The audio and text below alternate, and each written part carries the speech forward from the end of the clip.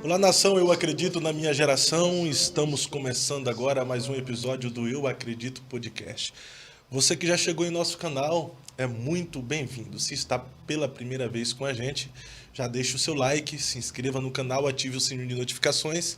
Assim a plataforma vai entender que o nosso conteúdo é relevante e de fato é, e por si só vai recomendar para mais pessoas. Então, já se inscreva, ative o sininho de notificações para que você seja notificado de todos os conteúdos que postarmos aqui, novas entrevistas, os cortes que são os melhores cortes de podcast do Brasil. Ontem tivemos um podcast extraordinário com o delegado Tito Barrichello, o xerifão, que também é deputado estadual pelo estado do Paraná. E hoje nós estamos recebendo aqui em nossa mesa mais um convidado especial, um amigo, alguém que eu tenho como referência, como pregador, um homem de Deus, pastor Moisés Leopoldino. Seja bem-vindo à mesa do Eu Acredito Podcast.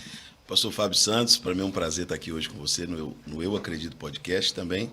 Deixar aí um abraço fraternal, a paz de Cristo a todos os irmãos. Você que já é inscrito no canal, você que vai assistir que ainda não é, se inscreva, deixa aí seu like. Essa página é extraordinária, tem abençoado e edificado muitas vidas. É um prazer poder estar aqui hoje, participando desse momento especial contigo. Maravilha, pastor. É uma honra poder estar recebendo o senhor.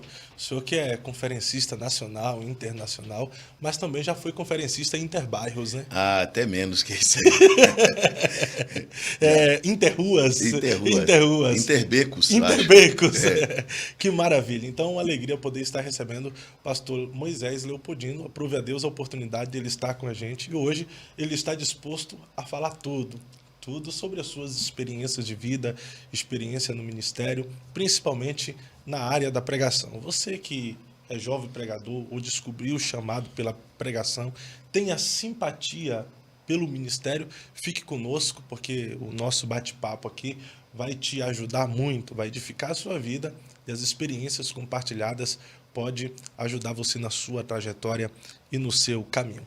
Pastor Moisés, nós conhecemos hoje o senhor de fato como um pastor. Eu até vi a sua credencial aqui.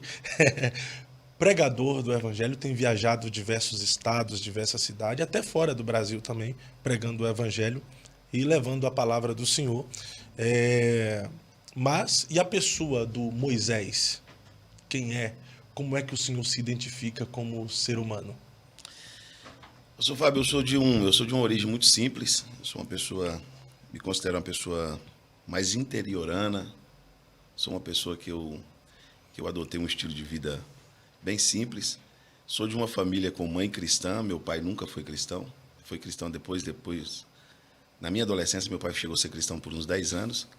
Sou de origem do estado de Minas Gerais e minha mãe conseguiu nos conduzir o evangelho até os 12 anos de idade. Mas eu sou isso aí, Lá na minha cidade, o pessoal nem me conhece pelo nome, é pelo apelido até hoje, a cidade que eu fui criado. E sou uma pessoa pacata, simples, interiorana. As pessoas que me conhecem sabem que a minha marca é essa aí, eu sou uma pessoa muito simples. E qual é o apelido que as pessoas te conhecem lá na sua cidade? Beiço. Eu não vou perguntar por que beiço. Nem pra você perguntar, né?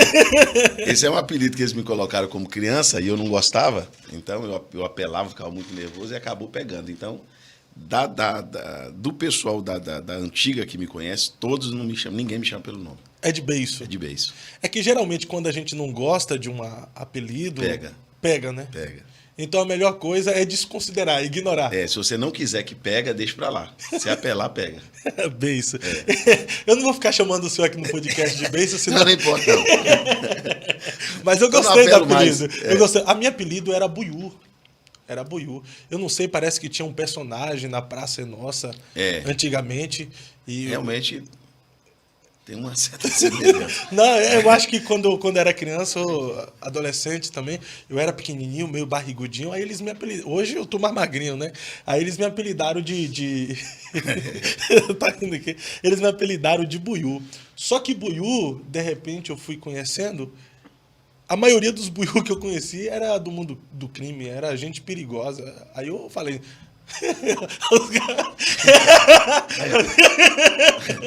Ah, hoje... Parece ou não? Não, parece não, cara. Olha lá, ó.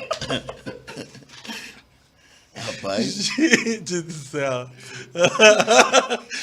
você não tinha nem que apelar, cara. Coloca um beijo aí, então, só pra... Coloca aí um beijo aí, só pra mim. Beisola. Coloca a bençola aí, só pra... Cadê? Meu Deus do céu. Mas eu ficava nervoso demais. Quando chamava de bençola? De Meu beijo? Cristo, viu? Ah, Ih, o Beisola é da... da grande família, né? É um personagem. Apesar que esse aí não tem muito beijo não, né? Ele tem mais papa, né? Tem mais Esse papa. aí mais é o apelido. É. Mas existiu Moisés antes de conhecer a Jesus? Sim. Eu tive uma experiência com o Evangelho até os 11 anos de idade. Fui batizado com o Espírito Santo aos 9 e conheci muito acerca de Deus ainda na minha infância. Mas o meu pai não servia a Deus, então acaba tendo uma dificuldade no lar. Nosso lar era um lar de bastante conflito. Nossa casa tinha muito conflito. E na minha adolescência, tanto eu como os meus irmãos, aquela instabilidade do lar, aquela ausência de paz, apesar da minha mãe ser uma pessoa muito esforçada e fez de tudo por nós acabamos nos afastando.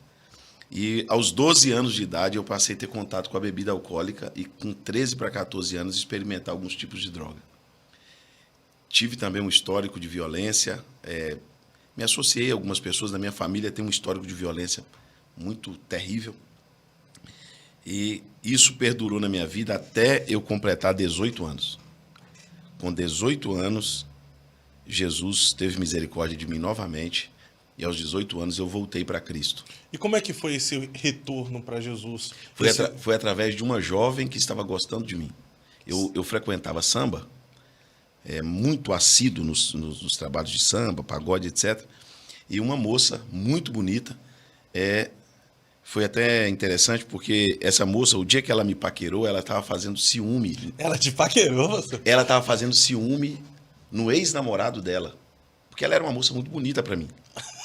Então ela pegou ali um bode expiatório ali, uma vítima, para fazer ciúme no rapaz. Mas ela era tão bonita que eu aceitei ser a vítima. Tu sabia que era... Sabia. Só que nessa, ela ficou gostando de mim. De verdade. Aí ela passou a me procurar, a gente se falar, e nós começamos a ter um namorinho ali. Nada sério, mas um namoro. E a mãe dessa moça é convertida até hoje. E essa moça, ela foi o instrumento, a ferramenta que Deus usou para me levar para a igreja. Porque através dela eu fui para a igreja. Não fui para ser crente, eu fui com ela, na igreja do Evangelho Quadrangular. E lá eu tive um encontro com Deus. Uau. Mas eu estava no pior momento da minha vida. Pior momento. O senhor foi mais por causa do interesse que tinha por essa moça? Eu fui pela insistência, na verdade. Ela insistiu, vamos assistir um culto, ser conhecedor da palavra.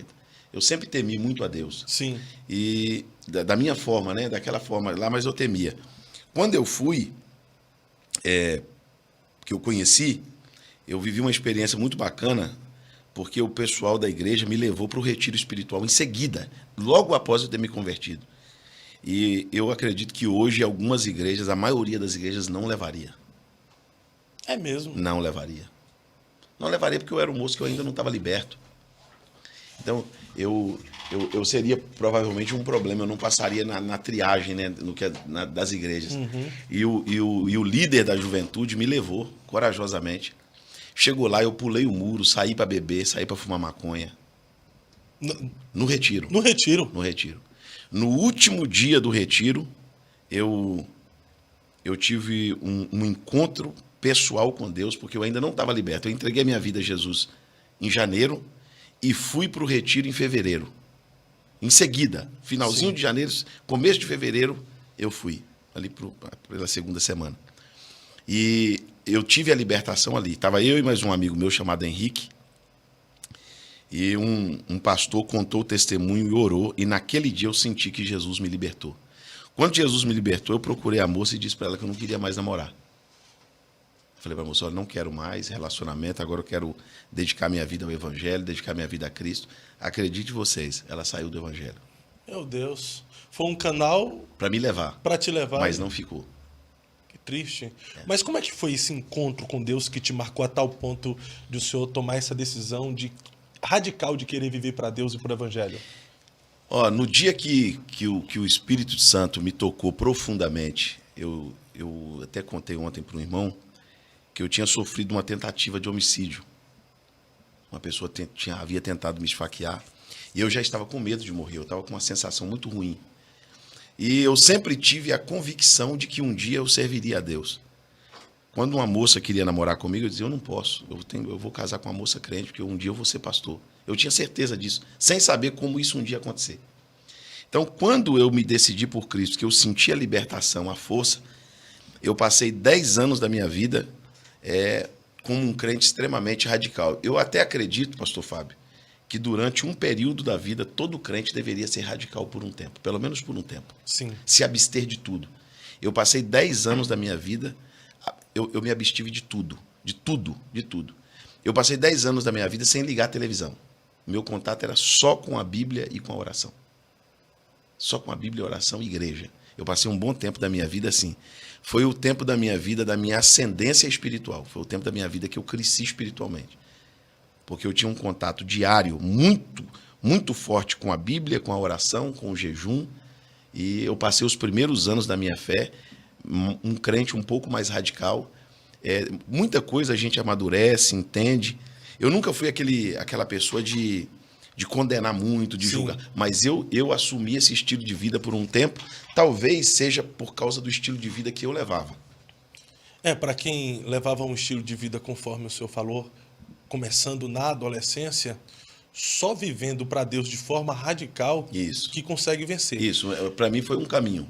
Por isso talvez que a gente encontre dificuldade hoje em algumas pessoas que elas vêm para Cristo e elas não são radicais contra o pecado e elas acabam sendo instável. Ora está com Deus, ora está distante de Deus. Eu tenho até dificuldade em acreditar nessas conversões, para te falar a verdade. Porque a conversão é uma mudança radical. Radical, eu penso também. Eu lembro de uma época que, hoje, é claro, a gente vai alcançando a maturidade e a gente entende que nem tudo é o diabo. Mas, em alguns momentos, eu já pensei, na época que eu atribuía tudo ao diabo, parece que eu era mais crente. Sim, lembra dessa época? Sim, porque como você está mais espiritual, a tendência também é espiritualizar. É espiritualizar. Então, tudo você repreendia, evitava de fazer, porque você achava que estava dando lugar ao diabo. Aquele medo de errar, aquele medo de pecar, aquele medo de falhar contra Deus. E eu acho que se você for mentoreado e tiver uma consciência cristã sadia, eu prefiro um crente radical do que um liberal. Concordo com o senhor. Sou mais a favor de um crente Quem radical. Viveu a loucura do mundo, só a loucura do evangelho de forma radical que leva ele a uma transformação. Isso aí, concordo. Percebo. Essa questão mesmo de pessoas do mundo secular vir para a igreja e não apresentar uma mudança radical é um sinal de que ele não é convertido. Aquele que está em Cristo, nova criatura é. Eu estava na semana retrasada com o pastor Gilvan Rodrigues. Sim. O pastor Gilvan Rodrigues tem 55 anos de ministério na pregação. Ele pregava numa época que só existia ônibus ruins, não existia internet, não existia celular, não existia telefone. E ele pregou o mundo. O pastor Gilvan Rodrigues viajou o mundo pregando o evangelho. E o pastor Gilvan Rodrigues era titular de um time no Brasil. Ele era jogador profissional. Sim. Na época dele, hoje não, porque isso é normal, mas na época dele, um jogador não tinha jogadores da igreja. Hoje até eu entendo que é tranquilo. Ser atleta era pecado na época, né? É como se isso. Como na época ele foi para a igreja e acreditou nessa questão de que não tinha, ele absteve de ser jogador para se transformar num pregador. Isso porque era uma coisa que não é pecado ser um jogador. Você imagina, ele absteve de uma coisa que não o condenaria se ele continuasse sendo. Agora, como que uma pessoa é do secular, vem para o evangelho e continua praticando as mesmas coisas, exercendo a mesma profissão, frequentando os mesmos lugares, andando com as mesmas pessoas, pisando nos mesmos ambientes? Não, então não é evangelho. Cantando as mesmas Não, músicas. Impossível. E hoje a gente vive essa banalidade, porque aqueles que estão cantando as músicas seculares e estão na fama... O que eu posso acreditar é que a pessoa seja um simpatizante, pastor. Sim. A pessoa gosta da igreja, a pessoa admira o evangelho de Cristo, ele acredita que Cristo é o Salvador, mas ele ainda não tomou a decisão de negar a si mesmo, tomar a sua cruz e seguir a Cristo. Mas alguns dizem que estão em um processo de transformação. Seria também esse processo de transformação? De mudança? Porque, assim, é claro, o pastor Gilvan Rodrigues, no caso, ele conta que ele era jogador de futebol profissional e aí, quando ele conheceu Jesus, ele largou tudo. Já outras pessoas estão no auge da fama. Vou dar um exemplo aqui, porque é público, não é nada polêmico. A Cláudia Leite, Sim, no Faustão, ela disse esses dias que ela era crente evangélica e que estava em um processo de transformação, em um processo de mudança para ser, de fato, totalmente de Cristo. Cláudia Leite, o que ela alcançou e o que ela representa hoje para o mundo secular, na questão da música artística, ela largar isso aí seria um impacto. É claro, seria um impacto mostrando o poder transformador de Jesus para nós cristãos, mas ao mesmo tempo também seria um impacto para o mundo que não entende essa loucura do evangelho. Sim. Diferente do Léo Stronda. O Léo Stronda, agora mesmo ele disse que não cantaria mais, estava abandonando a banda de música secular, porque ele tinha tido um verdadeiro... Aquele rapazinho japonesinho lá. O Yuji Tamashiro. O Léo Stronda agora mesmo, ele estava confessando Cristo de uma forma tão gratificante, tão satisfatória, que dá para ver realmente uma obra de transformação que Deus está fazendo na vida do rapaz. Se o que a pessoa faz não é condenável, não é mundano, não é profano, não é pecaminoso, tudo bem. Agora, uma vez que o que a pessoa faz é atribuído ao mundanismo, ao pecado, não edifica, não é nada que, não é nenhum tipo de serviço prestado a Deus e não é nada que seja espiritual, aí é complicado. É difícil, né? E eu tenho dificuldade, é o seguinte, o que eu acredito no caso dessa pessoa que o senhor falou é o seguinte, eu acredito que ela creu, eu acredito que ela creia, que ela acredita, que ela tenha plena consciência do que é o evangelho, do que é Cristo. Alguém deve ter ensinado isso para ela, os olhos dela se abriram. Eu acho que o que pesa mais aí agora, no caso dela, é a coragem de abrir mão. Da questão financeira, do conforto, da fama. Então, de repente, ela está tendo essa dificuldade. Mas o evangelho é isso, o evangelho é renúncia. O evangelho esmaga o nosso eu, né? As nossas vontades, os nossos desejos. E, de fato, se não houver uma renúncia... O nosso desejo, o meu desejo mesmo, é que se concretize isso, né? Sim. Eu acho lindo a ideia do evangelho, não é quando os nossos deixam o rebanho para ir arriscar no mundo, igual tem acontecido em nosso contexto. Muitos que são de Cristo, foram de Cristo, falaram de Cristo, revelaram o amor de Cristo para muitas pessoas, agora decidiram cantar no mundo. Eu particularmente, sinto uma tristeza muito grande. Agora, quando alguém está lá no mundo, alcançou o auge e fala, olha, eu tive um encontro com Jesus, eu me alegro. No caso da Cláudia Leite, ainda que ela falou que está em um processo, eu me alegro porque eu vejo aí uma obra de Deus entrando em ação. O primeiro passo, com certeza, já foi dado. Que ela está participando... Para quem não acreditava, para quem não tinha fé, provavelmente, eu acredito que ela esteja num processo. Sim. Agora, para esse processo se concretizar, ela vai ter que, em algum momento, abrir mão. Negar a si mesmo. Aí eu acredito. Vai chegar num momento que ela vai dizer, até aqui deu para vir, eu estou estreitando a minha comunhão com Cristo, com o Evangelho, e a partir de hoje eu não vou mais seguir esse caminho, eu vou abrir mão de tudo. E não tem como seguir a Cristo sem negar alguma coisa, né, pastor? Impossível. É impossível. Realmente.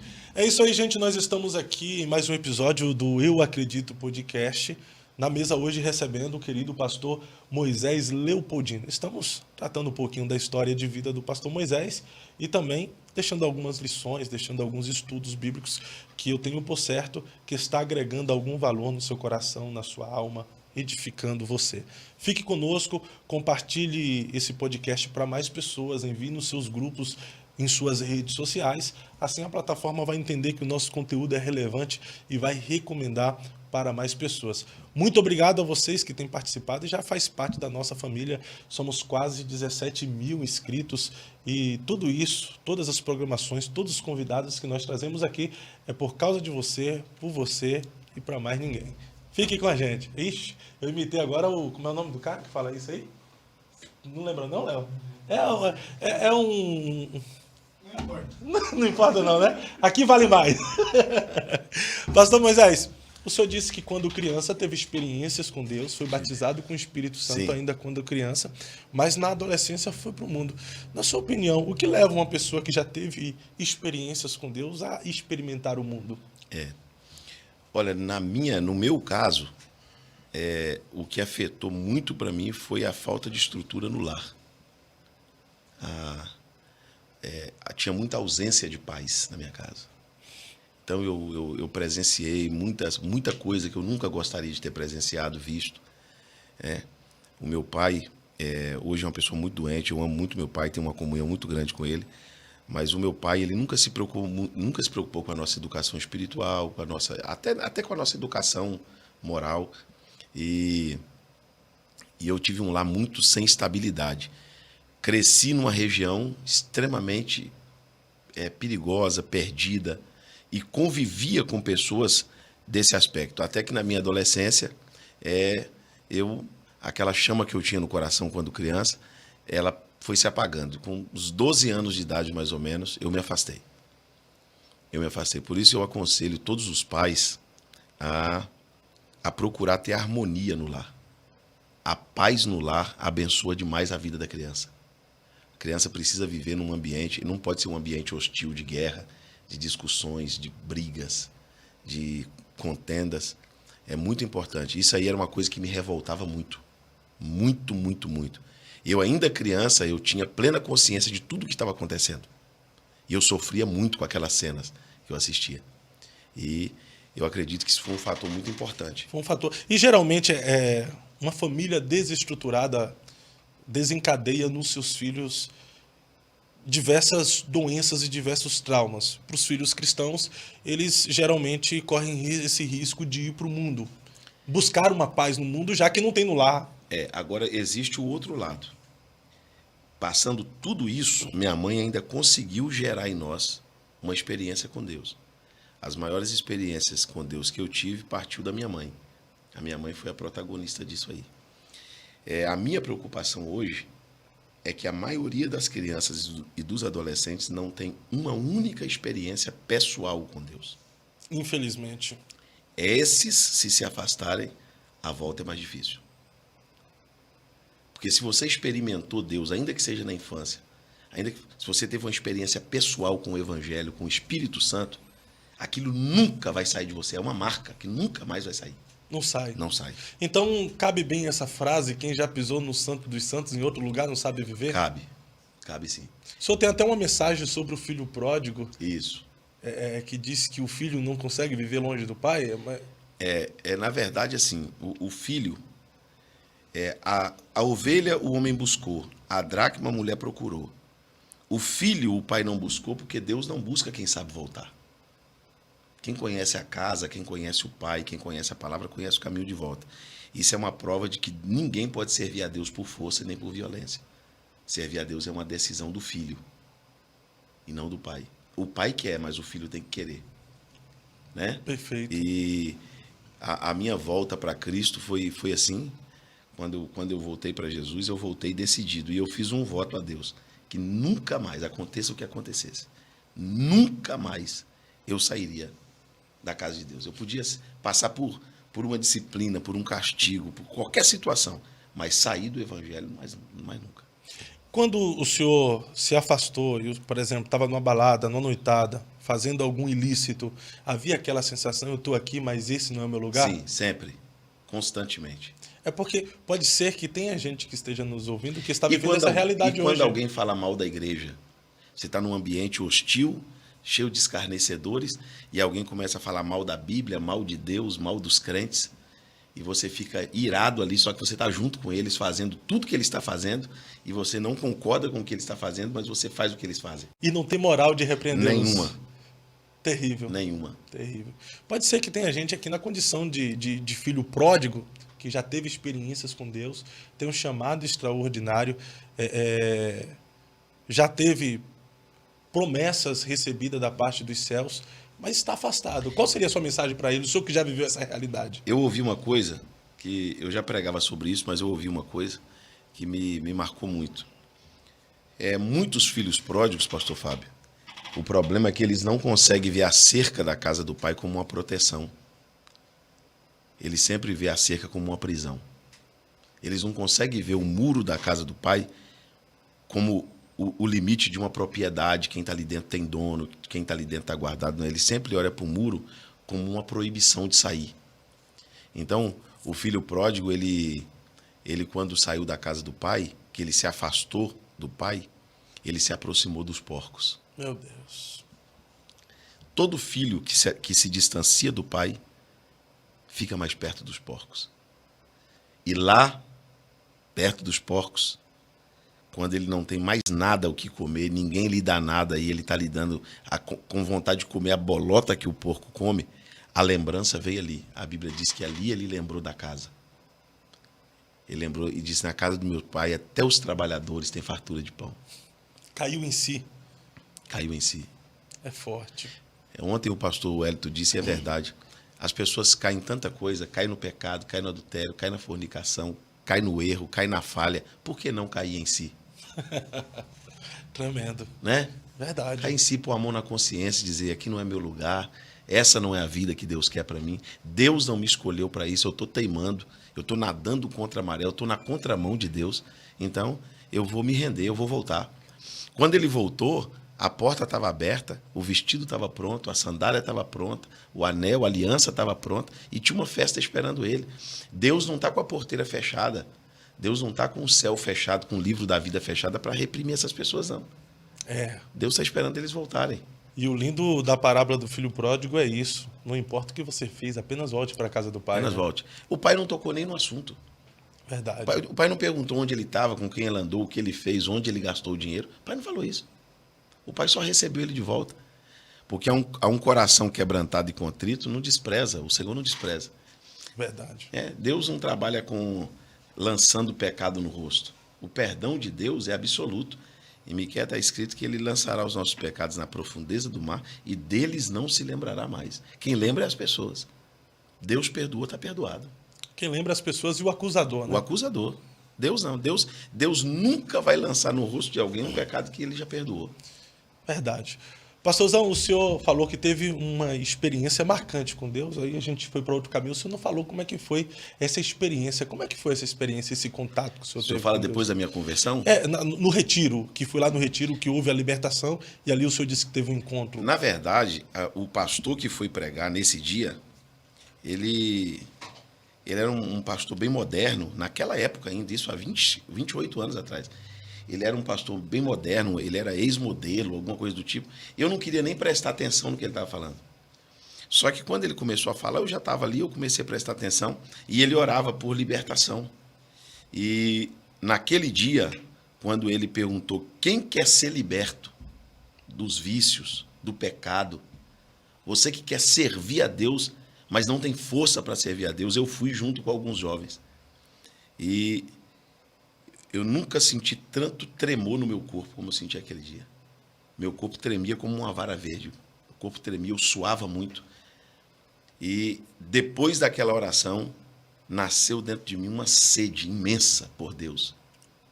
Uma sede absoluta, uma sede plena por Deus. Eu saí dali com o desejo de recuperar todo o tempo perdido, de buscar Deus, de orar. E foi o que eu fiz. E foi aí que o senhor começou a viver radicalmente para Deus. Radicalmente para Deus. Radicalmente. Eu tinha uma vida muito acentuada de oração, de jejum e leitura bíblica. Muito.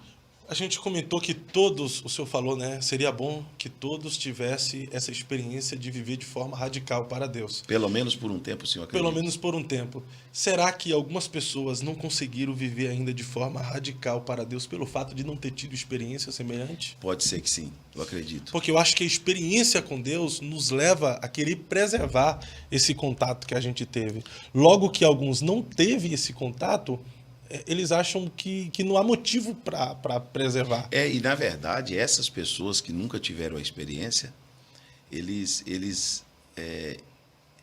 não são pessoas naturais. A Bíblia não chama eles de naturais, a Bíblia chama de carnal. Porque a Bíblia fala do homem natural, do homem carnal e do homem espiritual. O carnal não é natural. O natural é o homem comum. É qualquer pessoa incrédula, ímpia, qualquer pessoa que não seja do convívio cristão. Agora, o carnal não. O carnal, ele é cristão. Ele só não discerne as coisas. Ele está ali naquele ambiente, ele acredita em alguma coisa, mas ele nunca está nas águas profundas. Ele nunca está vivenciando aquilo. É você ir num culto. É muito comum isso. Você está num culto, aqueles cultos visitados por Deus, onde um chora, um é renovado. Então, você olha assim algumas pessoas, você chega assim, ficar penalizado. Sim. Eles estão ali como perdidos. Eles não conseguem entrar naquele clima. Eles não vão ao culto, mas não entram no culto. Não, vão à igreja, mas não são igreja. Isso, eles serve estão a ali. Deus e não sente a Eles Deus. estão ali, eles acho que até deve se perguntar por que acontece com os outros, né? Mas não acontece. É porque essa questão da experiência tem muito a ver com a entrega. Né? Tem muito a ver com o quanto você acredita, com o quanto você se doa.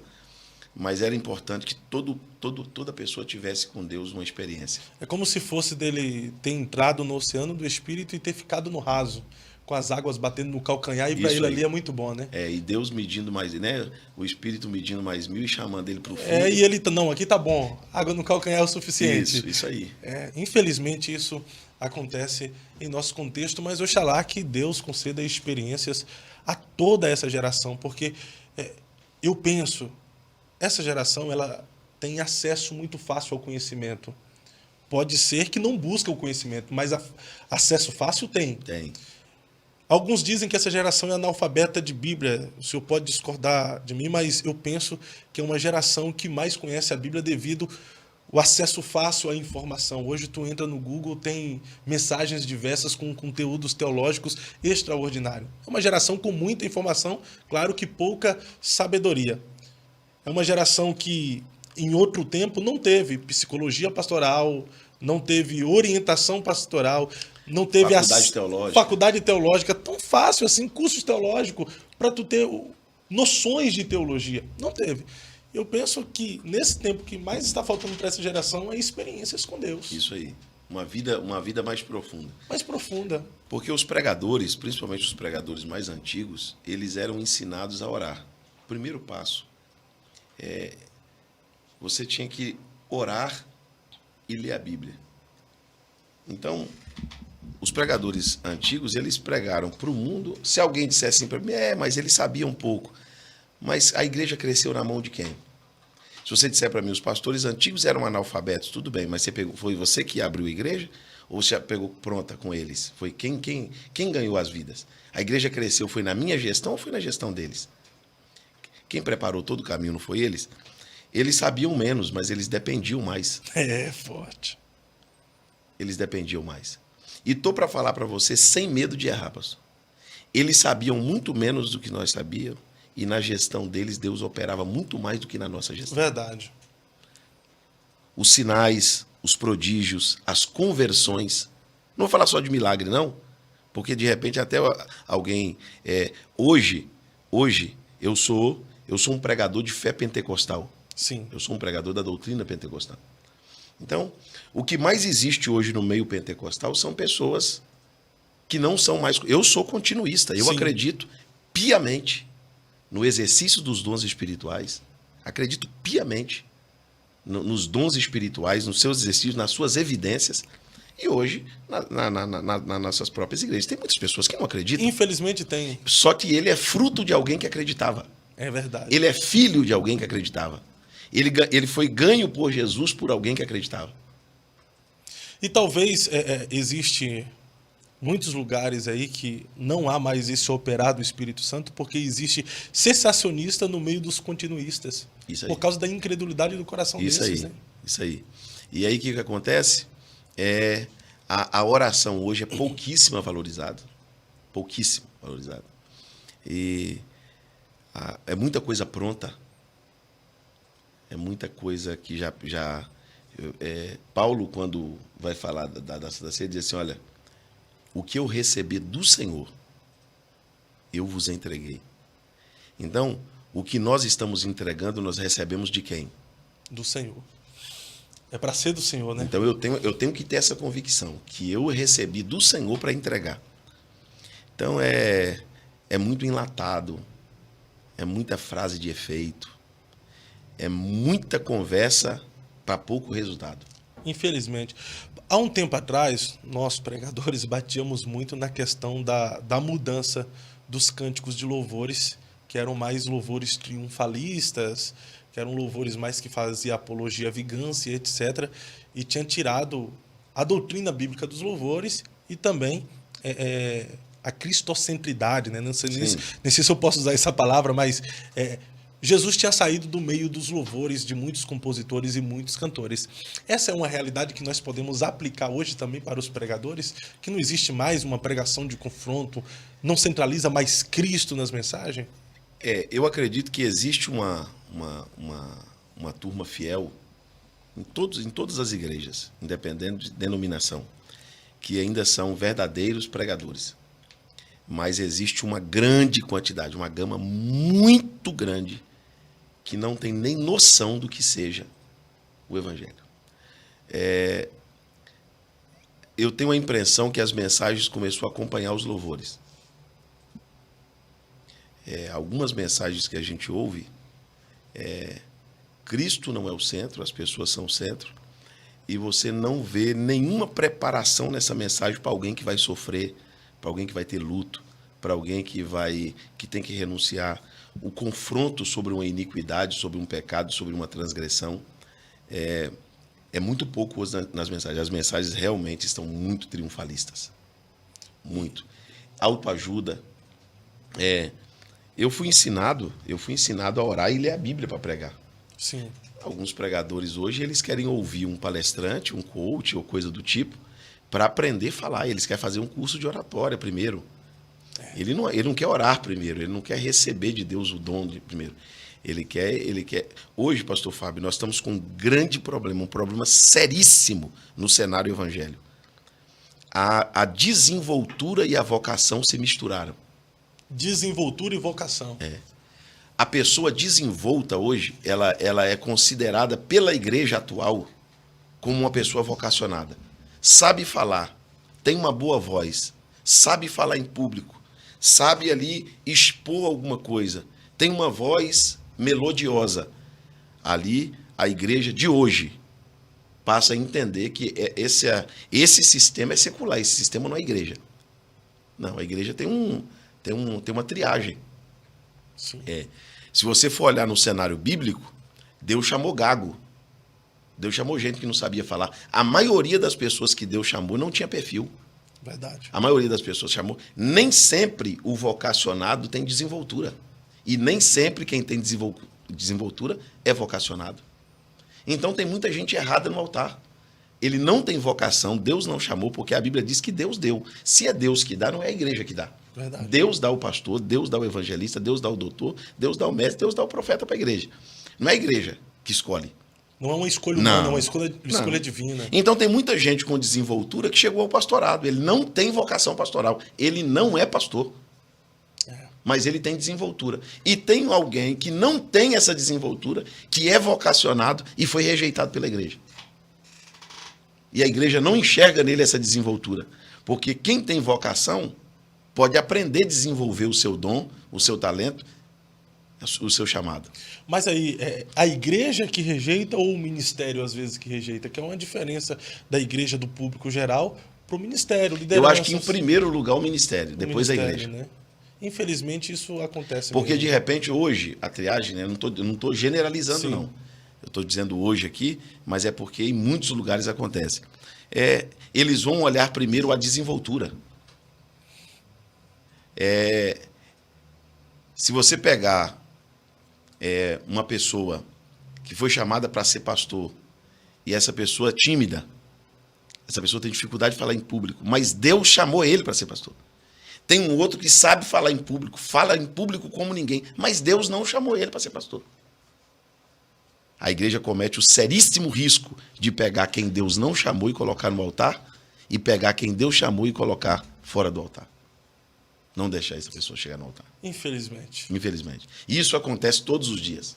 Verdade, verdade. E o que existe de pessoa no altar que não foi chamado para estar no altar, é impossível contar.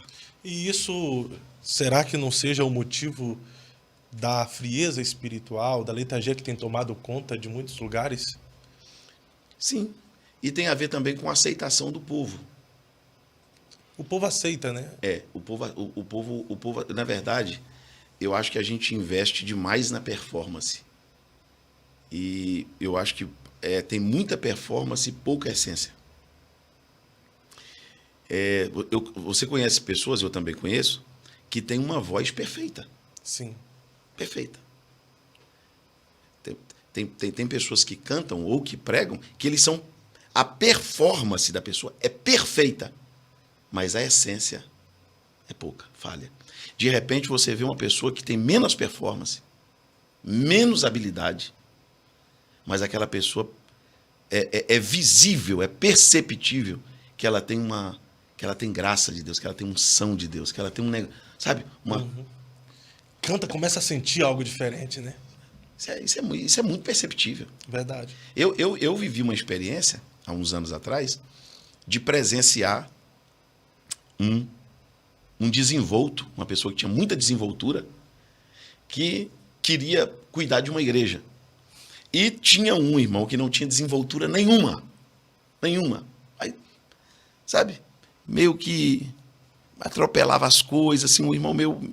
Para as pessoas, parece que ele era meio fora Sim. E o pastor colocou os dois para dirigir a igreja. No mesmo tempo, na mesma época. Esse aqui sabia muito, sabia falar, uma pessoa muito refinada, muito polida, mas ele não tinha vocação. Se ele tivesse, ia associar as virtudes que ele já tinha. Que tem pessoas assim, né? Claro. Que tem um talento e as virtudes. Tem um talento pessoal e tem a questão espiritual. Sim. Esse não tinha, ele só tinha as virtudes naturais de um homem. O outro tinha o espiritual e tinha pouco dessa... Ele não era um homem polido. Sim. O pastor colocou os dois. Em 6 meses, a igreja desse aqui, que era mais simples, tal, aquele... lotada. A igreja que esse foi pastorear, até os que tinham saíram. Meu Deus. Tem coisas, pastor Fábio, que só um vocacionado pode passar. Então, quando esse que não é vocacionado for passar por este processo que só o vocacionado passa, ele não foi reprovado aqui, quando ele entrou, mas ele vai ser reprovado nesse processo. Pode ser reprovado no caminho, né? No caminho. É por isso que o senhor havia comentado comigo sobre o transportar, né? Jesus lá no deserto, o diabo transportou para o monte. Isso. Não levou, né? O Espírito Santo levou. O diabo transportou. Porque o diabo, ele quer convencer as pessoas que com ele o caminho é mais rápido. Eu tenho muito medo dessas pessoas, pastor Fábio, eu sou muito desconfiado dessas pessoas que querem que as coisas acontecem rápido. Essas pessoas imediatistas. Porque Deus não transporta, Deus leva. Tem um caminho para ser percorrido. É forte. É. Quem é levado por Deus, existem esses processos no caminho, como o senhor falou. E quando Deus está levando, e de fato a pessoa não é vocacionado para isso, ela não resiste. Não, ela é reprovada. Ela é reprovada. Aí tem esses que Deus não vai levar, mas o diabo transporta, ela chega lá e acaba sendo objeto de escândalo. É. Porém, o vocacionado, quando é levado por Deus, passa pelos processos e vence. Porque o vocacionado, ele pode estar no deserto, como Jesus estava. Mas ele tem plena consciência que ele está sendo guiado pelo Espírito Santo. O diabo não levou Jesus para o deserto, ele levou Jesus para o monte. Porque não é onde eu chego, é quem me leva. É forte. Não é onde eu chego, é quem me leva. Então, eu pergunto para quem é famoso, para quem tem dinheiro, você chegou nessa montanha, você pode dizer assim, foi Deus? que me guiou até aqui? Não é melhor estar no deserto dizendo assim, olha, eu estou num processo, mas Deus está me guiando. Quem sabe depois desse deserto, Deus mesmo não me leve para a montanha. Agora, quem precisa do diabo para chegar é porque não confia no Deus que leva. É forte. Quem não aceita o processo do deserto, de repente vai aceitar a proposta da montanha. Entendeu? Tremendo isso aí, hein? É. É isso aí, gente. Nós estamos aqui em mais um episódio do Eu Acredito Podcast. Na mesa hoje, Pastor Moisés Leopoldino. Nós estamos compartilhando aqui as suas experiências, suas palavras bibliocêntricas, que de fato tem promovido edificação para a minha alma e eu tenho certeza que tem promovido edificação para a sua alma também. Se você está conosco desde o início e está achando esse bate-papo interessante, que mais pessoas deveriam assistir, manda lá para o seu ente querido, seu familiar, seu amigo, alguém que está afastado da casa do Senhor.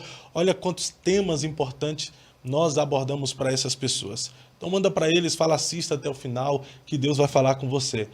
Continue nos acompanhando aqui no Eu Acredito Podcast. Nós temos diversos conteúdos, você pode dar uma navegada no canal e você escolher sobre diversos temas, diversas personalidades que têm passado aqui conosco, abordando sobre assuntos bíblicos, assuntos políticos, enfim, tem conteúdo para tudo quanto é gosto. Por falta de conteúdo aqui nesse canal, Verdade. você não passa fome.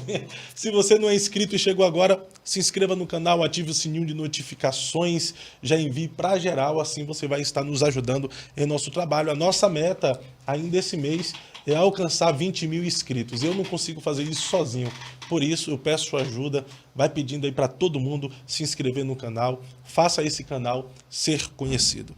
Pastor Moisés, o senhor voltou para Jesus, teve uma experiência marcante, mas como foi o momento que o senhor se despertou para o ministério da palavra, para o ministério da pregação?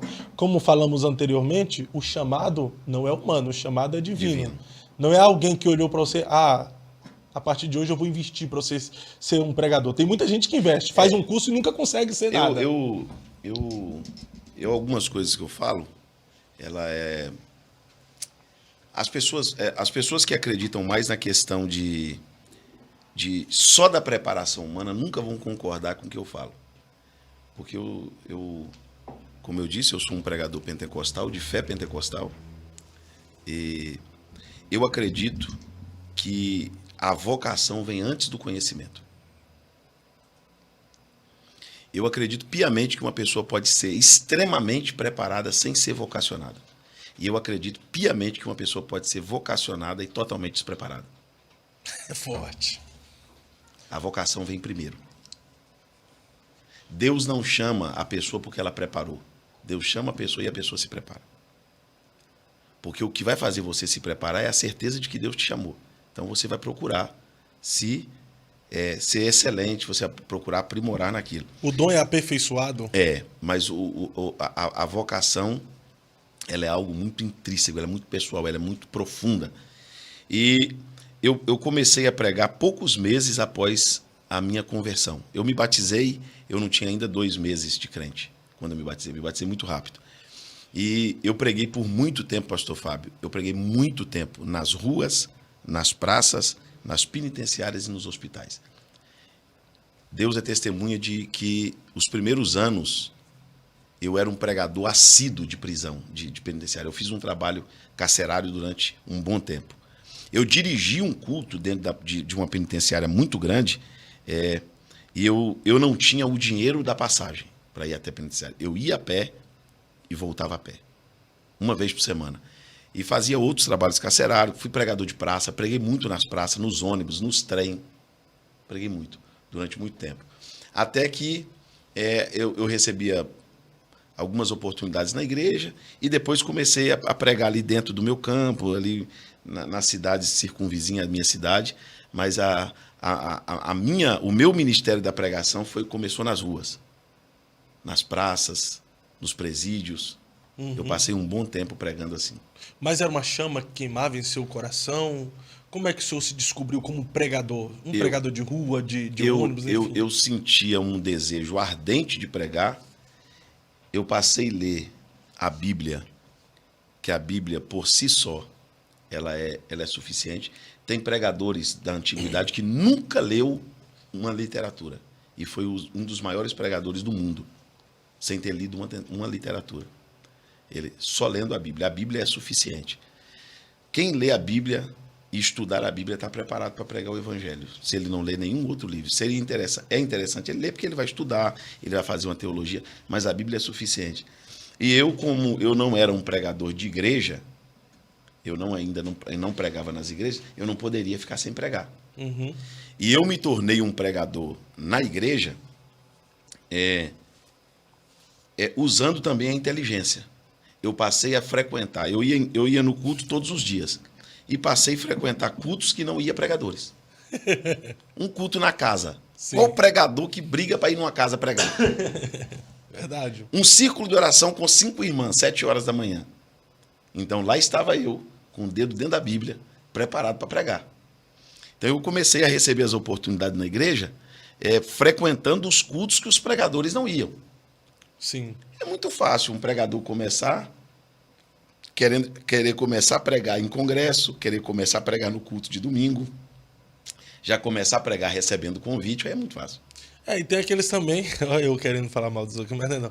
Mas tem realmente aqueles que o pai já é um pregador influente e o filho começou a pregar e ele já começa a indicar o filho para grandes eventos, grandes congressos. Né? Esse ainda teve mais sorte, né, de ter um pai sorte. pregador, né? Eu não tive. Então, teve muita sorte. Então eu comecei a pregar, eu preguei muito eu, na verdade, sou filho do círculo da oração. É o trabalho que eu mais preguei nos meus primeiros anos de fé. Consagração. Culto ao ar livre. Eu preguei muito em culto ao ar livre. Muito. O meu pastor, ele me deu uma missão de capinar um lote. Eu tive que capinar o lote. E toda quinta-feira, num horário mais sem nexo, quinta-feira, 3 horas da tarde, a gente tinha que fazer um culto lá, no lote vago. Eu e um irmão chamado Frederico, que ele que colocava o ritmo no hino da harpa. Ele não cantava o hino na música que é do hino. Ele inventava a melodia do hino. Ele pegava a letra e punha a melodia dele. Uma vez parou um bêbado, pediu para cantar 5 hinos. Eu falei, hoje a gente ganha uma alma para Jesus. Terminou os 5 hinos e ele foi embora. Ele não se converteu. Não se converteu, não. Pastor, mas todo início não é fácil. Não. Ninguém... Seja quem for, ninguém já começa, ainda que o ministério é grande, entre aspas, mas todo ministério começa pequeno. Existe o descrédito, existe a rejeição, existe o desprezo, ainda que tu tenha chamada, vai passar por tudo isso. Como é que foi essa fase do anonimato? Pastor, às vezes eu conto para algumas pessoas e as pessoas não acreditam. Eu fui rejeitado em algum momento da minha vida, até por pastores que eu tive. Não vou dizer que foi por maldade, mas talvez por não entender ou não ter esse entendimento da vocação de alguém que foi chamado para pregar. Eu já fui discriminado até, mas nunca desobedeci. Nunca me levantei contra eles, nunca. Mas eu, na verdade, eu não sabia nem que existia essa questão de oferta, esse tratamento que hoje eu tenho. Eu não sabia nem que isso existia. Eu acredito num Deus, pastor Fábio, que ele nos julga muito mais pelo que nos levou a fazer do que propriamente o que fizemos. Vou te dar um exemplo. Se alguém chegar para Deus e disser, eu prego, Deus vai perguntar para ele, por que você prega? Se você disser para Deus, Deus, eu canto, Deus não quer saber se você canta. Deus quer saber por que você canta. Muita motivação, né? Então, o julgamento de Deus é totalmente baseado na motivação. Então, você está nesse cenário, está por que você está? Eu quero ser pastor. Por que você quer ser pastor?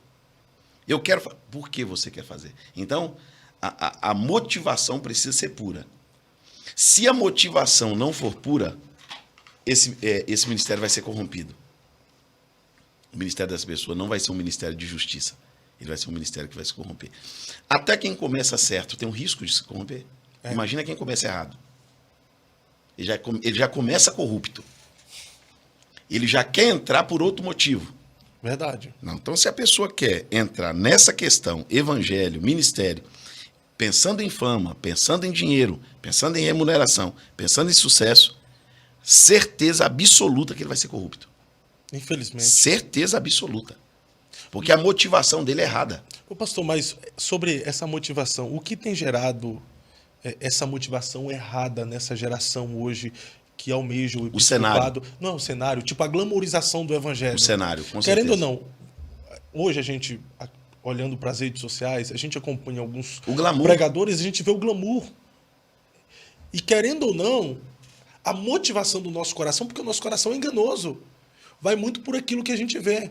É o caso do menino da vila, do caso do menino da favela, que vê o traficante numa moto cara, usando um tênis caro, uma roupa top, um boné top. Ele não quer ele não quer estudar. Verdade. Ele nem sonha com a faculdade. Eu não vou associar o traficante, não, mas é um menino da favela, da vila, que olha pro Neymar da vida. Também, entendeu? Também. Aí, tipo, muitos outros jogadores que abandonaram Ele não vai tudo. pensar se é certo ou se é errado. Ele quer conquistar. Infelizmente, esse cenário acaba gerando nessas pessoas, eu não vou dizer que são inocentes, mas são talvez ignorantes, que pensam que é assim. Eu quero ser para ser isso. Se o sentimento primário não for o reino de Deus, para Deus não serve, para Deus está reprovado. E vou falar para o senhor uma coisa mais séria. Um pastor presidente, o pastor Fábio, me chamou e pediu para me levar uma palavra sobre essa questão de remuneração para tudo. Tem que remunerar o músico, tem que remunerar quem limpa a igreja. As pessoas voluntárias estão desaparecendo. As pessoas voluntárias estão sumindo. Todo mundo que faz alguma coisa quer uma recompensa. E ele começou a falar para mim que é a questão de pregadores, cantores, e eu também sou um pregador. E eu disse para ele que eu não tinha, naquele momento, nenhuma mensagem formulada para pregar. Mas eu fui orar a Deus, e Deus me levou no texto de Lucas 15, do filho pródigo. O filho pródigo, quando ele voltou para casa, ele não voltou porque estava com saudade do pai. Isso é uma conjectura que nós fazemos. O sentido literal da parábola, ele voltou porque estava com fome. Ele diz, na casa do meu pai, os trabalhadores têm o que de pão? Fartura de pão. E eu aqui pereço de fome. Então eu vou voltar para meu pai. Eu vou dizer para ele que eu errei, que eu pequei, mas eu não vou ficar aqui passando fome. Mas ele disse que na casa do pai dele, os trabalhadores tinham fartura de pão. Então eu cheguei a uma conclusão. Deus não tem só filho. Deus tem trabalhadores. Uau. O filho tem herança, o trabalhador só tem salário. Talvez, eu quero até falar para meus companheiros aqui, e serve para mim também, você que vive do ministério, a gente tem que tomar cuidado para não se tornar um funcionário do reino. Meu Deus. Porque para funcionário Deus só dá salário. Esse povo vai bater na porta e vai dizer para Deus, eu preguei, eu cantei, eu expulsei demônio, eu falei em língua. Jesus vai dizer, é verdade, eu não estou contradizendo isso. E por que o senhor não abre a porta para mim entrar? Jesus vai dizer, porque eu te paguei. Você era meu funcionário, você não é meu filho. Herança não é para funcionário, herança é para filho. Tem muita gente trabalhando para Deus que não é filho de Deus. É funcionário. Funcionário. E Deus vai pagar. Se ele está trabalhando para Deus, Deus vai trabalhar. Ele vai ter fartura de pão. Agora, pode ser que ele não tenha herança. A gente não pode trocar a posição de filho. Pastor, mas o que é de fato o ministério? Para tentar tirar da mente dessa galera que acha que o ministério é apenas o que eles veem nas redes sociais. É claro, não generalizando que todos vivem uma vida de glamour. Hoje tem alguns que vivem. Por exemplo, hoje o senhor tem um tratamento que há 10 anos atrás o senhor não era tratado. Com certeza. Hoje o senhor está sendo honrado e tendo o reconhecimento da sua trajetória e da sua história. Mas não quer dizer que sempre foi assim ou que sempre é assim. Outros também vivem essa realidade hoje de ser reconhecido, de ser bem tratado, de ser recebido como príncipe, mas não quer dizer que a realidade é sempre assim ou que sempre foi assim. Existem as dores, o sofrimento. É uma carreira que nos foi proposta. E nessa carreira existem as contrariedades, as intempéries, as adversidades que provam para nós mesmos, aonde é que está a nossa motivação. Se a nossa motivação estiver no glamour, no primeiro obstáculo, nós vamos desistir. Ou de repente não vai desistir e vai continuar lutando por isso, por um desejo pessoal, né? Eu acho que ministério, sintetizando, eu acho que ministério tem que ser o seu respirar, tem que ser sua vida. Primeiro, o ministério não pode ser nada secundário. O ministério tem que ser o seu respirar, o seu oxigênio. Segundo, você tem que entender que você é uma peça que pode ser movida. Então, hoje o pastor Moisés Leopoldino está viajando por todo o Brasil, pregando em todo o Brasil. Se Deus quiser me tirar desse cenário amanhã e me esconder numa pequena cidade para cuidar de um rebanho pequeno, ele tem todo o direito, porque eu não sou dono da minha vida. Se eu for dono da minha vida, eu não tenho um ministério, eu tenho uma empresa. Então o meu ministério é a minha empresa. Se Deus não pode me mover, se Deus não pode mudar, se Deus não pode abrir ou fechar para mim, eu não tenho ministério. Eu só tenho ministério quando Deus manda em mim. Forte. Então, se Deus quiser me tirar do cenário e me colocar escondido, o meu ministério tem que continuar com a mesma satisfação. Eu tenho que estar feliz onde Deus quer que eu esteja, independente do que eu estou fazendo. É o contentamento no chamado. Independente do que eu esteja recebendo. Independente da minha remuneração, do retorno. Independente. Se Deus não tiver a liberdade, se eu não me deixar ser mudado, trocado por Deus, eu não tenho ministério, eu tenho uma empresa.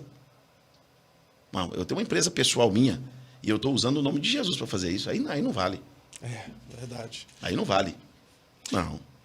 Pastor, chega um momento que a gente acaba vivendo apenas para o ministério. Hoje mesmo o senhor vive, Sim. Até porque não tem tempo de trabalhar no secular. Não. Devido a tantas demandas de agenda. Então o senhor vive para o ministério, sai daqui e vai atender outra região. Como não profissionalizar o chamado vivendo só pelo ministério? Olha, eu vou falar para você que eu acho muito difícil, apesar de ter como, mas é muito difícil. É porque, querendo ou não, nessa ideia de ser funcionário e de ser filho, o itinerante, colocar baseado aqui o evangelista, como ele não trabalha secular, ele acaba vivendo de ofertas, atendendo um convite ou outro, como não profissionalizar e como não ser um funcionário do reino nesse Eu contexto? acredito assim, como eu sou um pregador que eu vivo do que eu faço, e ainda que alguém diga, é errado, não é errado. Mas Paulo, não existe, a Bíblia diz que não se amarra a boca do boi enquanto ele debulha o milho.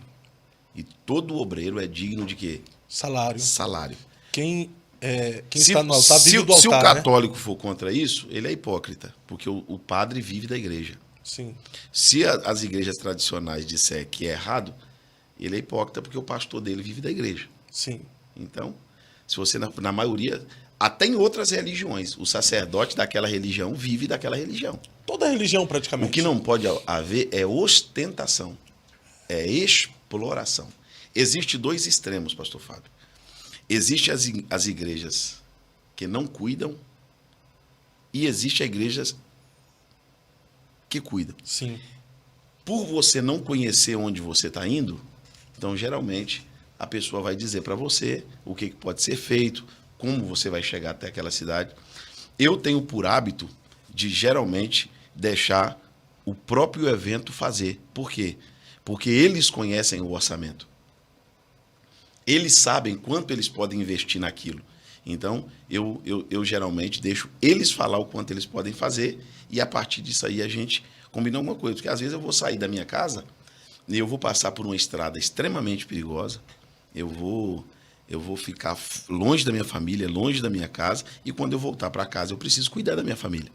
Então, eu acho justo que o obreiro seja cuidado. Agora, em muitos dos casos, existe uma exploração. Uma exploração absurda. Né? Que aí já se tornam, de fato mercantilistas da fé. Né? Esses casos, no meu caso, eu tenho muito medo. Até as ofertas que eu recebo, eu tenho medo. Uhum. Eu sempre pergunto para Deus. Eu tenho um propósito de parte do que eu tenho, eu devolver para o reino. Eu cuido de um projeto missionário Sim. e parte do que eu recebo eu devolvo para lá. Mas ainda assim, eu sei que existem missionários em volta do mundo, em outros países, em lugares totalmente inóspitos, difíceis, onde a igreja é perseguida, que eles estão lá pregando e a remuneração deles é mínima e às vezes nada. É uma ajuda de custo, E né? eles estão fazendo um trabalho muito maior do que o meu. Estão sendo muito mais voluntários que eu. Eu sei que eu ainda estou desfrutando ainda de algumas benesses que eles não desfrutam. Sim.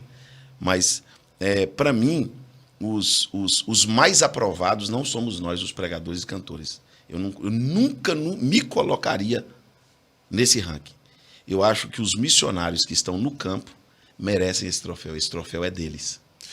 Quando eu digo essa questão assim, pastor, como se manter no ministério, viver do ministério, viver para o ministério, ser um chamado e vocacionado e não ser um funcionário, não se profissionalizar. Isso seria mais a essência que tu carrega? Essa é a palavra. É a ideia que tu fica na cabeça, não. Eu estou atendendo, mas eu estou vivendo pelo meu chamado. Não é uma profissão. Como funciona isso? Isso. No meu caso, eu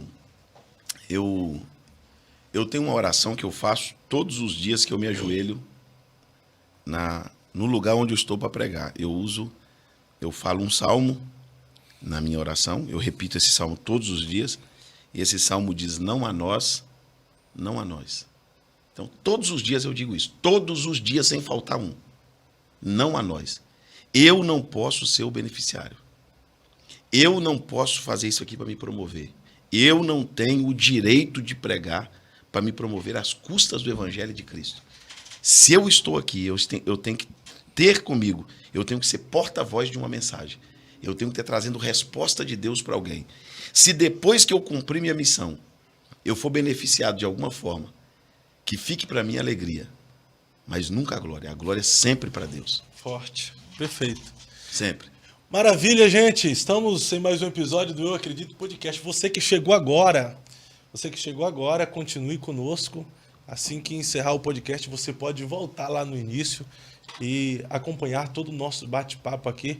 Temos abordado só nesse podcast diversas temáticas. Já falamos sobre a experiência da conversão do pastor Moisés, já falamos o sentimento dele quando ele esteve lá no mundo, mesmo depois de ter uma experiência com Deus. Falamos sobre a experiência que ele teve com Deus, a experiência que levou ele ao ministério da pregação. E nós estamos caminhando ainda nesse podcast e você fique conosco, já encaminha para mais alguém se você gostou. Se você entrou de gaiato no navio e ainda não conhece o nosso podcast, se inscreva agora mesmo no canal, ative o sininho de notificações, assim a plataforma vai estar enviando para você todos os conteúdos, todos os cortes que nós postamos aqui no nosso canal. Desde já, agradeço a você, talvez você veio de lá do perfil das redes sociais do pastor Moisés, porque é simpatizante do ministério dele, o acompanha, gosta de ouvi-lo. Muito obrigado por você estar aqui com a gente. Se você é seguidor dele, agora seja nosso seguidor aqui também. Também, com certeza. No YouTube. Pastor Moisés, pensa num cara, gente boa, incrível. Está sendo aqui um tempo de aprendizado com esse servo de Deus e também de muita edificação espiritual. Pastor Moisés, o senhor já sofreu alguma frustração em seu ministério? Já passei algumas. Mas deixa eu me lembrar aqui de uma. Me lembrei. Eu me casei no ano de 2005. 2004 para 2000, isso, 2005. Eu me casei no ano de 2005 e eu não tinha sido levado ainda ao ministério. E eu tive um dirigente da congregação que eu pertencia, eu não vou citar o nome dele, mas ele foi uma pessoa muito rude comigo. Ele me chamou para entrar no gabinete. Eu fui acompanhado da minha esposa. E ele foi muito irônico, ele sentado assim, eu e minha esposa sentamos assim, ele olhou para mim e disse para mim assim: quem colocou na tua cabeça que Deus te chamou? Meu Deus. Aí eu disse para ele: não, pastor, eu tenho um chamado, Deus me chamou, eu tenho plena convicção. Ele disse assim: Deus não te chamou para nada. Eu levei 12 anos para ser um diácono. e você daqui 12 anos não vai ser ninguém. Falou, não, assim, na minha face. A minha esposa tentou me defender, minha esposa é muito tímida. Não, pastor, meu esposo é trabalhador, ele tá desempregado, ele está pregando nas igrejas, mas ele não é um aventureiro, não. Tentou me defender. Ele bateu na Bíblia e disse, rapaz, isso aqui não põe arroz e feijão na mesa de ninguém, não. Você é um aventureiro, você é um forasteiro que apareceu aqui e tal. Foi muito humilhante para mim. Mas eu não me levantei contra o meu pastor, eu perdoei ele. E passaram-se, daquele tempo para cá, se passaram 18 anos. Infelizmente, ele está na mesma vila, na mesma casa, doente, teve que se afastar da igreja. E 18 anos depois, o meu ministério se concretizou. Eu preguei por todo esse Brasil, pisei algumas vezes fora desse Brasil para pregar. E cheguei a uma conclusão que não adianta você tentar obrigar as pessoas a acreditarem no que Deus falou com você. Quando José deixou Maria, Maria não disse para José, Maria não obrigou José a ficar. José ia embora, o noivo dela ia embora, porque ela estava grávida. E ela estava grávida porque Deus disse que ela ficaria grávida. Ela não estava grávida de outro homem, ela estava grávida de Cristo. Só que José foi embora e Maria não correu atrás de José e nem foi com ele. Maria ficou no mesmo lugar. Porque nós não podemos obrigar as pessoas a acreditar na nossa vocação. Só que o mesmo anjo que apareceu para Maria, apareceu para José no caminho e disse para ele, volta. O que está sendo gerado em Maria é do Espírito Santo. Então a gente pode ficar tranquilo, pastor, que o Deus que falou com Maria vai falar com José. O tempo também fala, nesse contexto As aí? circunstâncias falam, o tempo fala. Eu passei por diversos tipos de humilhação na minha vocação, mas eu nunca perdi a certeza. Nunca me fiz de vítima, nunca. Eu passei muito tempo morando sozinho, tive algumas enfermidades terríveis, uma delas quase me levou à morte, e eu nunca culpei as pessoas, nem a Deus, nem me revoltei. Eu somente acreditei no que Deus tinha falado comigo. E como acreditar e ter tamanha convicção do chamado, da vocação, da promessa, em meio às contrariedades, em meio à rejeição, desprezo, em meio à frustração? A voz que você ouve. Quem você atende mais?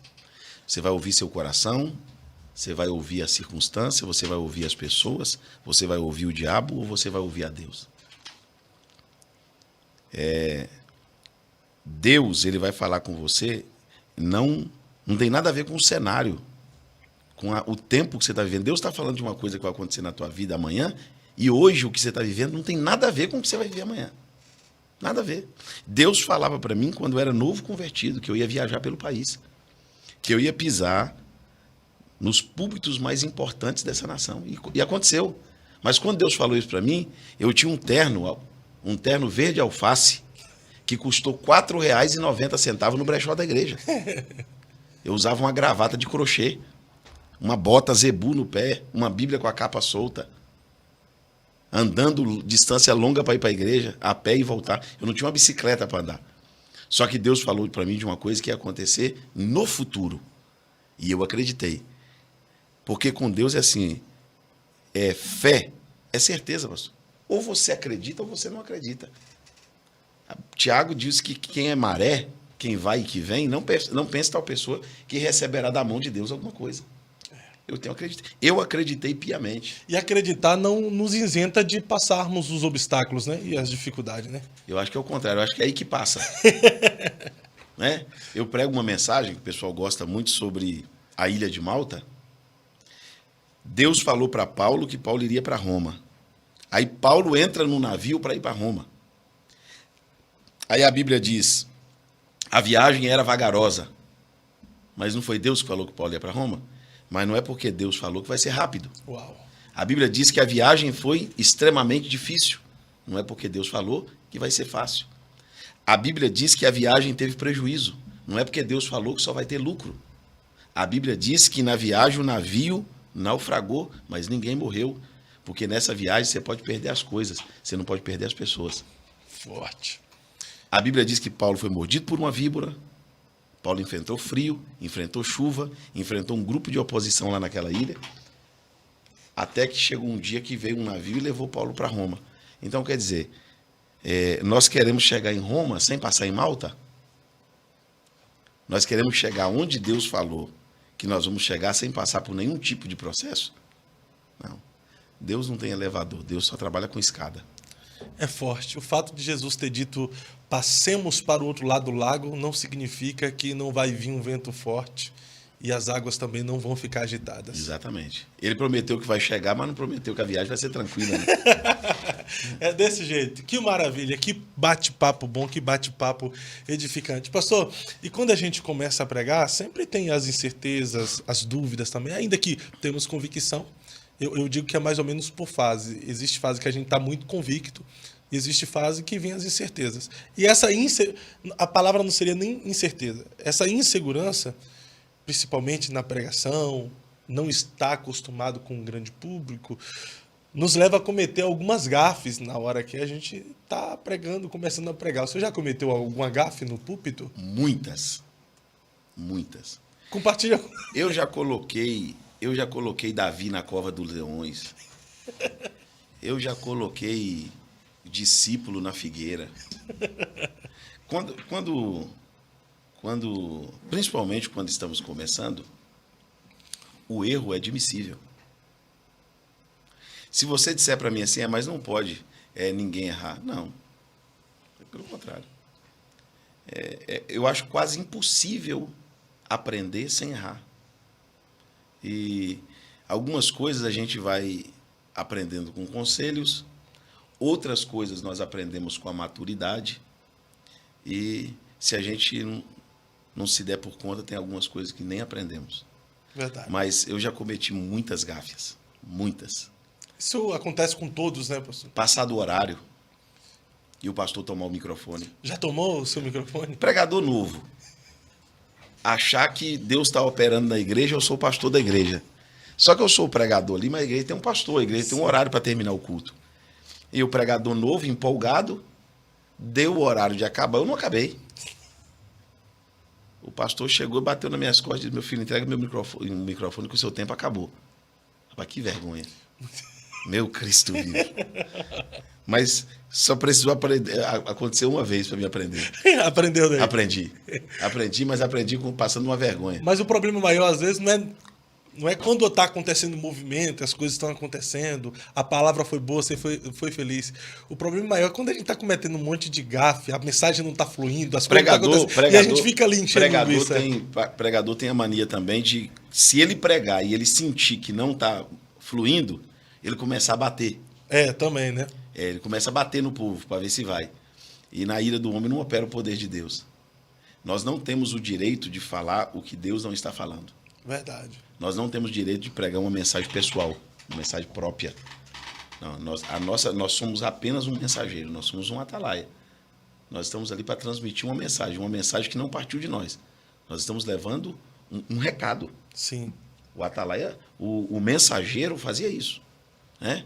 A Bíblia chega a nos chamar de dispenseiros, né? Sim. Nós temos que trazer a comida certa, a mensagem certa.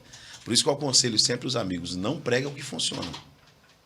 Busca de Deus uma orientação. Cada culto é uma mensagem, cada público. Quando a inspiração vem de Deus...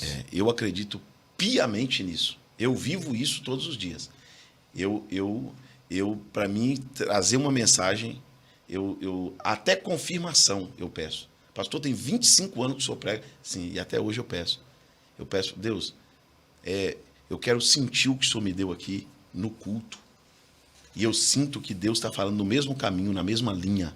Sabe? E não tem nada mais gostoso do que uma confirmação de Deus, seja através de um louvor, outra coisa que as pessoas estão fazendo, perdendo essa espiritualidade, pastor. As coisas estão se tornando lógicas. As mensagens estão se transformando em fábulas. E cada dia que passa, as pessoas estão se tornando mais apáticas, incrédulas, céticas.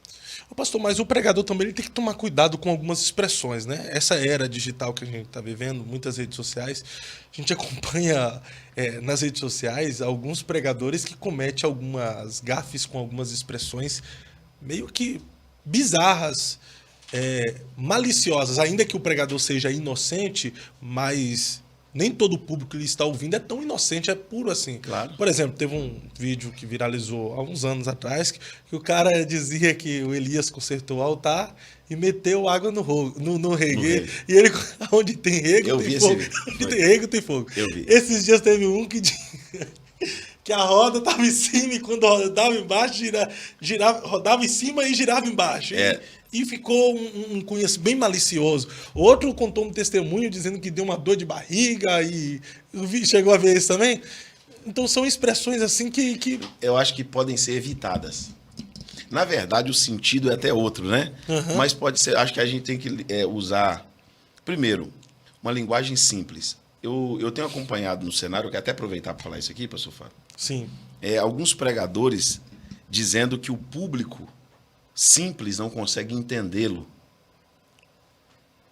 A minha mensagem de ordem mais profunda, dependendo do público, o público vai ter dificuldade de assimilar o que eu estou falando. Eu sou completamente contra, eu discordo 100% disso, 100%. A mensagem do evangelho ela tem que ser inteligível ao douto e ao leigo. Verdade. O doutor e o analfabeto têm que entender a mensagem. A criança e o ancião. Todo mundo tem que entender. A mensagem ela não pode ser tão complicada a ponto de eu estar falando e as pessoas não estão entendendo. Se Jesus, que era um pregador muito melhor do que eu e muito mais preparado do que eu, ele falava e as pessoas entendiam. Todo mundo entendia Jesus. O pecador entendia, o santo entendia, o leigo entendia, o doutor entendia. Quem sabia muito entendia, quem não sabia nada entendia. E agora, de repente, aparecem uns pregadores com uma linguagem tão complicada que existe um público que não consegue entendê-los. Eu acho meio complicado. Outra coisa que eu tenho me chateado muito nos últimos anos, principalmente nos últimos anos, é com a questão das mensagens serem intencionais. O pregador geralmente prega com a intenção de se sair bem com o que está falando. Como? Agradando as pessoas.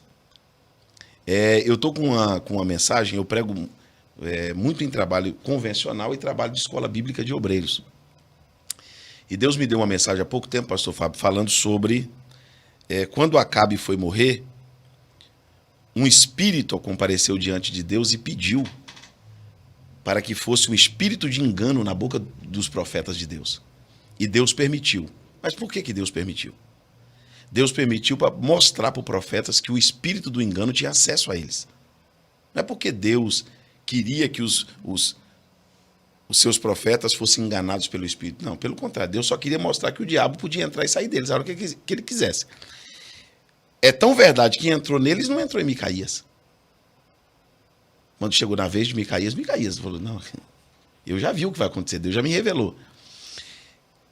Adultério, prostituição, confusão, acidente, o diabo tem que criar um cenário, pastor. É no varejo. Verdade. Preparar uma pessoa, preparar outra, um laço, uma armadilha. O diabo tem que criar todo um cenário para pegar uma pessoa. Existe um plano, né? Um plano para pegar uma pessoa. Se o diabo pegar a boca do sacerdote ou do profeta, ele não pega no varejo, ele pega no atacado. Uau. Aí ele não pega um. Ele pega muitos, porque quem ouve o profeta é muita gente. Verdade. Quem ouve o sacerdote é muita gente. E o espírito do engano, o espírito da mentira, entrou na boca dos profetas e enganou o povo e enganou os reis. Porque se o profeta falar, o povo acredita. E se o sacerdote falar, o povo também acredita. Só que a Bíblia vai dizer que todos eles estavam corrompidos. Não está escrito lá em Jeremias? Porventura numa balsa ou em Gileade, vocês não têm médico? E por que a ferida não cura? Porque desde o sacerdote até o profeta, todos se corromperam. Se o espírito do engano passar a ter acesso a nós diremos, está escrito no texto, nós diremos que há paz quando a paz não existe. E aí nós vamos passar a vender mensagem que o povo quer ouvir. Nós vamos falar só o que agrada ao povo. Nós vamos pregar alguma coisa que agrada ao líder. Nós vamos pregar o que agrada às pessoas. Para quê? Para a gente continuar exercendo o que a gente faz. Só que, na verdade, se o espírito do engano passar a ter acesso em nós, a boca do sacerdote e do profeta, o ministério dele está falido. Fadado ao fracasso. Porque se o espírito do engano ter acesso à boca dele, a mensagem dele vai ser mentirosa. Então, o que existe de mensagem mentirosa hoje, não está. Você acha que existe um espírito de engano, de Com certeza. encantamento, de mentira nessa geração? De adivinhação, principalmente. De adivinhação, né? A adivinhação o adivinho e o profeta é muito parecido. Porque tudo que o adivinho tudo que o profeta fala, o adivinho também fala. A única diferença é que o que o adivinho fala não cumpre. O adivinho fala o nome, o CPF, a placa do carro, o dia que você nasceu.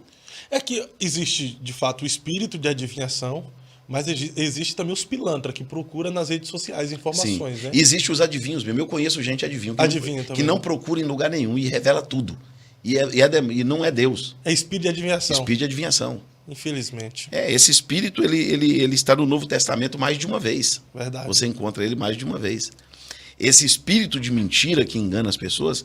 E o mais terrível, pastor Fábio, já está aproximando do fim. Sim, pode ficar à vontade. É que Paulo diz a Timóteo o seguinte: olha, Timóteo, vai chegar um dia em que as pessoas elas não suportarão ouvir a sã palavra, a palavra pura, a palavra verdadeira. Terão comichões, né? Ela vai ter um verme no ouvido, ela vai se sentir incomodada ouvindo a verdade, e ela vai recusar ouvir a verdade e vai voltar-se às fábulas. Aí o texto se aprofunda mais e diz assim: e se cercarão de mestres, segundo a cobiça dos seus próprios corações. Quando se olhar para um cenário ou para uma igreja que não tem palavra, que a maioria das igrejas são sérias, a maioria das igrejas são sérias, mas quando você olhar para uma igreja que não tem palavra, que não tem seriedade na vida do sacerdote, que não tem conduta cristã na vida do sacerdote ou do profeta que está ali, e você olhar para aquele povo, não tem aquele povo como iludido, como enganado. Aquele povo não está sendo enganado. Eles também encontraram mestres segundo a cobiça dos seus próprios corações. Eles encontraram a mensagem que eles queriam, o cenário que eles queriam. Verdade. Eles queriam alguém que aceitasse eles na prática que eles fazem, que eles têm. Porque tem muita gente que fazia parte de igrejas sérias e agora estão fazendo parte dessas patifarias. Mas ele faz parte por quê? Porque lá não confronta nada do que ele faz. Infelizmente. Lá apoia todos os seus erros. Lá o dízimo dele, a oferta dele, compra o pastor da igreja, compra o sacerdote, compra o profeta. Infelizmente. Pastorzão, a gente está caminhando para o final. Existe uma linguagem no mundo dos pregadores, principalmente da itinerância, que é cavar a agenda.